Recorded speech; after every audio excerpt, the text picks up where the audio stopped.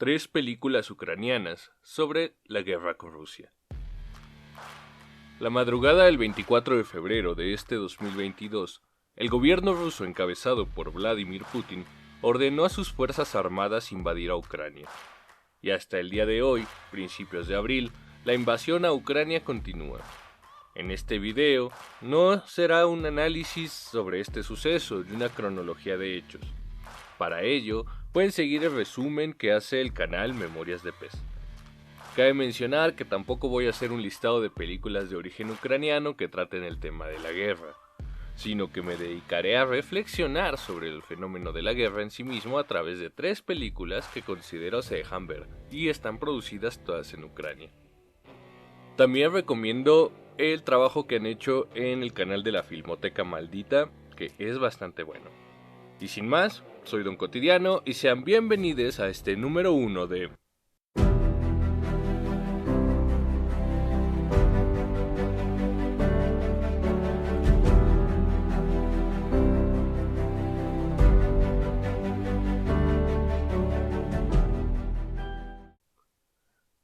Primero, hablemos de la guerra. Cuando escucho la palabra guerra, inmediatamente vienen a mí lo que he visto en películas, documentales, las clases de historia y los videojuegos. Estas imágenes de batalla se hacen más enormes y más épicas mientras más nos alejamos de la modernidad.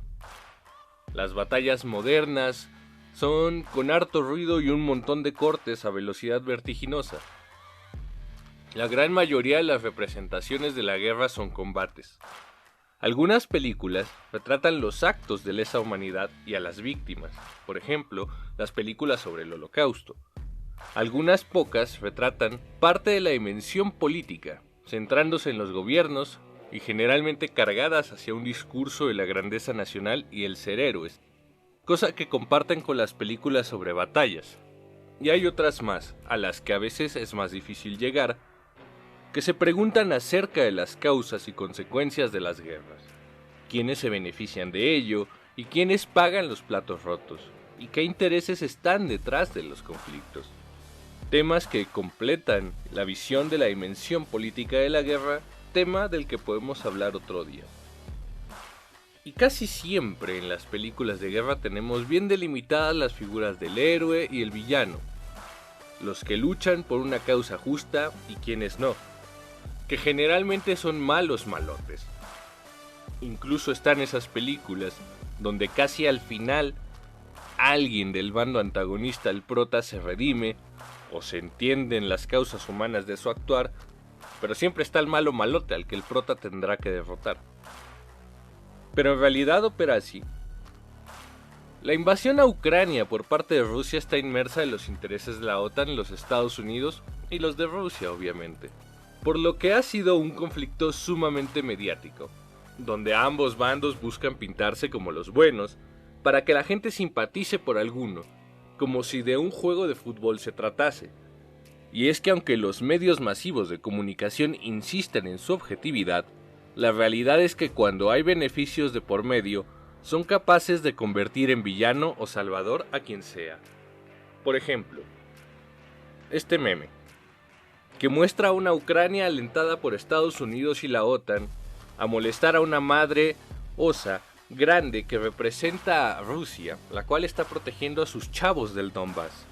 Este meme pretende que entendamos que Rusia está cuidando de su gente, justificando la avanzada militar que se vive hoy día. Recordemos que en la antigüedad, los reyes y gobernantes no tenían que justificar una guerra, lo hacían porque se les cantaba el orto. Desde la instauración de la democracia, se supone, así, entrecomillado, que los gobiernos no pueden declarar una guerra así como así, que éstas deben ser por una causa que valide la sociedad a la que gobiernan, o que al menos no se opongan. Y es acá donde los medios masivos de comunicación juegan un papel muy importante, pues a través de ellos es que la gente se informa, y con esa información forman un criterio. Volviendo a este meme, entonces, entendemos que el mensaje es dar legitimidad al uso de la violencia que ejerce el ejército ruso en Ucrania. Del otro lado, con las noticias actuales sobre las masacres a civiles ucranianos por parte de los rusos, ese discurso de mamá osa protectora se cae al suelo. Pero, pensemos, si la clase gobernante y otros tipos poderosos de un país tuvieran interés en invadir a un lugar, ya sea por sus recursos naturales, por su posición geopolítica o por las rutas mercantiles que lo atraviesan, necesitan crear en ese lugar un enemigo o incluso a alguien a quien proteger. Esto tiene montones de ejemplos históricos y cinematográficos que dan para otro video. La politóloga Sarah Sagnoe lo explica así. Hoy, en la medida en que la guerra parece determinarse como una obra de policía en contra de perturbadores de la paz, criminales y elementos perjudiciales, la necesidad de justificar frente a las poblaciones y comunidad internacional el empleo de medios materiales, simbólicos y discursivos de eliminación absoluta han llevado al uso de otros elementos como armas, los medios de comunicación. Por ambos lados bombardean con información, los estadounidenses diciendo que Rusia atenta contra la libertad de Ucrania y los rusos diciendo que están protegiendo a sus chavos de la región del Donbass en las repúblicas populares de los fascistas ultranacionalistas ucranianos. En tanto, la población de Ucrania resistiendo, construyendo una imagen heroica ante el mundo. Estas representaciones van a ser duramente cuestionadas en la película Donbass, del año 2018, dirigida por Sergei Loznitsa, que ha dirigido otras películas como Funeral de Estado, En la Niebla, Maidán, etc. Donbass arranca con un plano secuencia magistral, donde unas personas que se dedican a la actuación son interrumpidas por una policía o militar ucraniana para ser evacuados de un bombardeo. Este primer acto termina con la muerte trágica de gente que iba en autobús mientras entrevistan a unas actrices que, aunque no estuvieron ahí, le sirven a los medios de comunicación para vender un testimonio. Y justo al final de la película, el último acto nos muestra cómo estas actrices y actores son nuevamente interrumpidas, pero esta vez no van a huir a ningún lugar. Van a ser masacradas a tiros, junto a la militar del principio, y será mostrado en los medios como un acto terrorista ejecutado por los separatistas prorrusos. Con la primera y última escena, Loznitsa nos deja entrever la macabra complejidad que implica la construcción de un enemigo, donde pueden tomarse elementos reales y agregarles un poco de ficción, como en la primera secuencia, o también fabricar enteramente un hecho y hacerlo ver como ejecutado por otros, por ese enemigo, el cual justifica la idea de eliminación absoluta de la que habla Sarah Sagnoe. Donbass es una película mordaz en su protesta a una sociedad profundamente corrupta, a los gobiernos populistas, la violencia normalizada de manera espantosa. Casi como México. La película está muy bien hecha, con tomas bellamente rodadas, saltos narrativos interesantes, pero que para poder disfrutarla hay que empaparse del contexto del que habla porque si no, no entendemos nada. Es una película que no busca explicar el contexto en el que se filma, y ese es uno de sus puntos más flacos. Nos cuenta, mediante segmentos independientes entre sí, pero unidos por un contexto político-geográfico, diversas historias que se viven tanto del lado ucraniano como las zonas autodeclaradas independientes, develando la podredumbre que existe en todos los lugares implicados.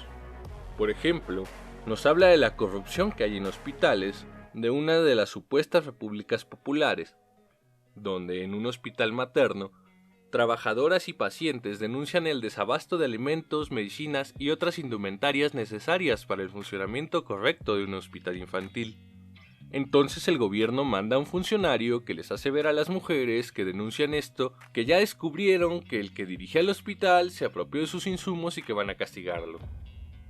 Luego de eso, nosotros, los espectadores, descubrimos que dicho funcionario está coludido en las corrupciones con el que dirige el hospital.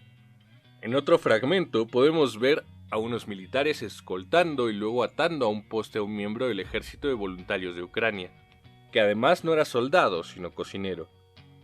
Pues lo atan y lo dejan a merced de una sociedad que ha normalizado tanto la violencia que lo tunden a golpes descargando sobre él toda su frustración. y el odio que les ha sido infundado mediante la creación de un enemigo simbólico por parte de los gobiernos rusos y prorrusos y los medios de comunicación que sirven a esos mismos intereses. Así el director nos muestra el lado crudo de la manipulación de masas, cuando ésta muestra su lado más bestial. Sin embargo, no suele presentarse de esa manera. Suele estar imbuida en discursos muy adornados con la idea del patriotismo, el servir de la patria, el ser héroes. Y eso nos lleva a la siguiente película, Cyborgs, Los héroes nunca mueren, del año 2017, dirigida por Artem Seitavler, que ha dirigido otras 3 películas, todas con una fuerte alusión patriótica y aludiendo a momentos de la historia ucraniana. Película situada durante la batalla del Aeropuerto Internacional de Donetsk, que inició el 26 de mayo del 2014 y se prolongó de forma intermitente hasta febrero del 2015, como parte del conflicto armado actual en el este de Ucrania. La guionista de esta película, Natalia Borosovich, dice que esta se sitúa en el mes de septiembre del año del 2014.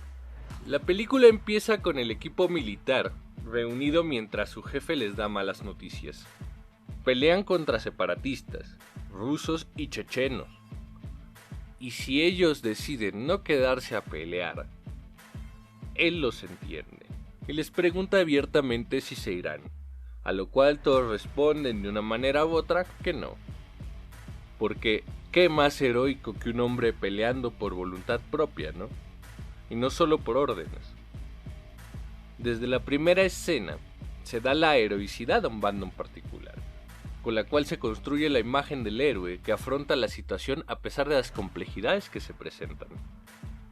Entonces el comandante les dice a sus soldados: ustedes tienen muchas bolas, no son hombres, son cyborgs. Y ahí, ¡tatán!, se da el sentido mágico al título. Y entonces el título adquiere esta dimensión heroica en lugar de un tanto ridícula como que un hombre se haga llamar a sí mismo cyborg. Hay que señalar que la mitad del presupuesto con el que se rodó esta película fue dado por el gobierno ucraniano, cuya intención fue la de mandar un mensaje a su gente para la acción en nombre del amor patriótico. En la película lo vemos cuando el comandante les pregunta por qué pelean, y uno dice que por amor, y entonces reflexionan sobre ese amor a la patria, pues saben que los políticos roban, que la corrupción está a tope. Entonces, ¿por qué pelear? Pues porque es lo que deben hacer, contesta uno. Es para darle paz a la gente que amamos.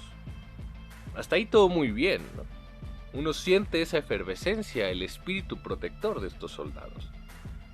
Y es por eso que esta película funciona bien. Sabe llegarle emocionalmente a la gente, y justifica que unos jóvenes y viejos estén dándose balazos y matándose. Todo por la patria, por defender a su gente, lo cual actualmente no está alejado de la realidad. Si bien sabemos que parte de las tropas voluntarias ucranianas están conformadas por organizaciones de ultraderecha, pronazis, etc., tampoco son la totalidad. Y en efecto, hay mucha gente voluntaria, incluso de otros países, incluso de México, donde tenemos nuestra propia guerra interna con cientos de miles de muertos. Así que no pretendo decir que los ucranianos de a pie que decidieron tomar las armas para resistir la embestida rusa sean unos completos enajenados por el ultranacionalismo. Están en medio, y no se les puede culpar por intentar defender el lugar donde viven. Claramente la película está dirigida para un público masculino. Las únicas mujeres que salen en el film van a despedir a sus heroicos hombres antes de que vayan a combate. Las actitudes ante el peligro y la heroicidad rayan fácilmente en lo que otros autores llaman masculinidad tóxica. Y con todo, y que no es una película de gran presupuesto ni grandes efectos, está bastante lograda. El uso de armas reales y balas de salva hacen que el sonido sea creíble, las actuaciones y el ritmo van bien. Es una historia lineal en la que intercalan diálogos emotivos con chingadazos, cosa que a los fans del género les puede gustar. Pero regresando a la heroicidad exacerbada. En el personaje de Misha, que dice que abandonó su oportunidad de competir como músico en Viena para luchar porque Ucrania tenga una oportunidad que no ha tenido en 23 años, es decir, desde el fin de la Unión Soviética, y es que los gobiernos posteriores han sido todos corruptos, no les importa la gente, y solo ven su beneficio y están para acatar las órdenes del gran imperio ruso que tienen al lado. Algo así como los gobiernos latinoamericanos con los Estados Unidos y las empresas transnacionales. Entonces, la película nos vende esta idea de que la participación en el combate va más allá del apoyo a un gobierno. El heroísmo va más allá de los intereses de la OTAN, Estados Unidos o el propio gobierno ucraniano. Que el amor a la patria es algo que vive en los corazones de cada hombre bueno, no de esos separatistas prorrusos que ni humanos han de ser. Попрацюємо. Все пересмердючить. Y hay un diálogo donde queda muy clara la simplificación de la guerra y el matar a alguien. Lo redicen a un simple videojuego. Y es que un soldado le dice a otro que si no sabe nada de la guerra es muy fácil. Es como jugar al Call of Duty. Y si uno lo piensa, el amor a la patria en la realidad no tiene sentido, porque al final, por mucho amor patriótico, siempre hay gente que se beneficia de las guerras, gente que paga los platos rotos. Y eso es lo que nos lleva a nuestra última película, Atlantis, del año 2019. Esta película está producida, guionada y dirigida por Valentín Vasiljevic. Esta película nos sitúa en el año 2025, un año después de la guerra contra Rusia. Y no es que lo hayan profetizado, como podría pensar una mente conspiranoica, sino que, al contrario, nos habla que en el imaginario ucraniano la guerra ya era inminente desde hace un tiempo. La escena de entrada es impactante, nos muestra el rostro brutal de la guerra, el hombre que devora al hombre visto con infrarrojo.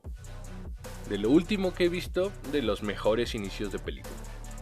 Durante la película vamos a seguir a Sergi, un ex soldado que vive con estrés postraumático y que ahora trabaja en una fábrica de acero en un país completamente devastado. Pasa sus días con su amigo Iván, otro ex soldado que al igual que Sergi vive traumatizado por su experiencia en la guerra. Ambos se acompañan en ese duro proceso hasta que Iván no puede más y se hace la automorición. Al poco tiempo cierran la fábrica por decisión de los dueños norteamericanos. Que recordemos que siempre que se quiere instaurar el libre mercado, viene acompañado de esa promesa de prosperidad económica que se dará al abrir los mercados, la cual nunca llega. En América Latina sabemos muy bien de eso. Luego, Sergi consigue un trabajo como repartidor de agua, en una zona en la que casi no hay civiles, donde el agua escasea. Y es que a ese grado llegan las consecuencias de la guerra. Algo tan básico y vital como el agua es muy difícil de conseguir.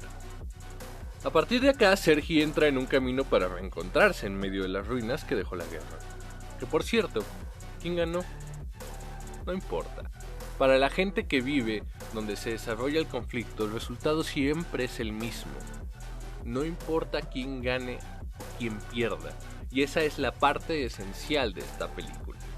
Pero dentro de las ruinas no todo es tragedia. También pueden ocurrir cosas lindas. Para Sergi, conocer a Katia será una cosa linda que le hará plantearse, bueno, ¿y ahora qué? ¿Cuáles son las soluciones para después de la destrucción egoísta que queda tras el paso de las ambiciones de los poderosos? Mucha gente se va, mucha gente se fue. Es razonable. Entre la caída económica y el peligro a perder la vida, no hay mucho a lo que quedarse. Katia se queda porque es voluntaria rescatando los cadáveres abandonados en la zona. Los cadáveres que alguna vez fueron soldados que tuvieron que abandonar porque no iban a salvarse y por los que hoy decidieron regresar para darles una sepultura y los honores merecidos a estos soldados. Cuando Sergi se entera de esto, le ofrece su ayuda. Y esto es una especulación mía, pero siento que Sergi es uno de estos soldados con entusiasmo heroico como los que vimos en Cyborgs, que están viendo lo que pasa con el país que defendió y sin embargo mantiene el ánimo de hacer algo. Y esto se ve para mí cuando después de ir a ver su antigua casa toda destruida, se encuentra con un auto en llamas y de inmediato va a ver qué ocurre. y salva a una señora, que además estará tan agradecida después que querrá llevárselo a otro país de Europa con empleo y todo. Pero Sergi decide quedarse. No se ve como alguien normal. Presenciar la muerte le cambió todo. No se ve viviendo entre gente normal y decide aceptarse a sí mismo y desde ahí seguir. O aceptas como eres o desapareces, dice para justificar su decisión. Conclusión. Toda guerra moderna persigue intereses monetarios y o la paranoia de los poderosos. Digo, seguridad nacional. Y el lugar donde ésta se libre siempre le irá muy mal. Su gente se verá forzada a huir o se quedará entre las ruinas con muy pocas posibilidades de sobrellevarla. En mi opinión, la gente de a pie no tendría por qué pelear para que los que ya son ricos se vuelvan más ricos, ni para frenar la paranoia de quienes creen que les van a arrojar misiles nucleares y pierden el control de un país vecino. Es una mentira que la gente tengamos que tomar forzosamente un partido porque también podemos posicionarnos fuera de los intereses de esa gente que lucra con la muerte y oponernos a la guerra misma. Al día de hoy se reportan al menos 24.000 muertes y más de 11 millones de ucranianos desplazados y más de $500 millones en destrozos. Con estas 3 películas, si bien no doy un análisis profundo del tema, tocamos 3 puntos importantes. La propaganda, con la que los estados y los poderosos buscan legitimarse a través de los medios de comunicación masiva, incluido el cine. También sobre las incongruencias atroces que acompañan a ambos lados beligerantes, que si bien no todos los rusos están a favor de la guerra, pues ya hay más de 20.000 detenidos por manifestarse en su contra, ni todos los separatistas eran prorrusos, aunque los que no lo eran fueron muriendo en misteriosas circunstancias y atentados. Y por último, sobre las consecuencias para la gente que no puede huir o decide quedarse después de que una guerra les estalla en las narices. Ninguna guerra beneficia a la gente, solo a unos pocos que ya eran poderosos de por sí. Oponerse a la guerra es abogar por la humanidad y la sapiencia que nos ha hecho evolucionar como especie. Pues hoy en día, las armas capaces de extinguirnos a todos están en manos de unos pocos ególatras paranoicos que pueden hacer de nuestro mundo, ya deteriorado, un tremendo cagadero. Espero este video les haya gustado. En la descripción dejo nombres y links de artículos que pueden leer al respecto de la guerra. Me gustaría leer sus comentarios, observaciones y demás. Se despide de ustedes Don Cotidiano. Esto fue Hablemos de Cine y otras cosas. Hasta pronto.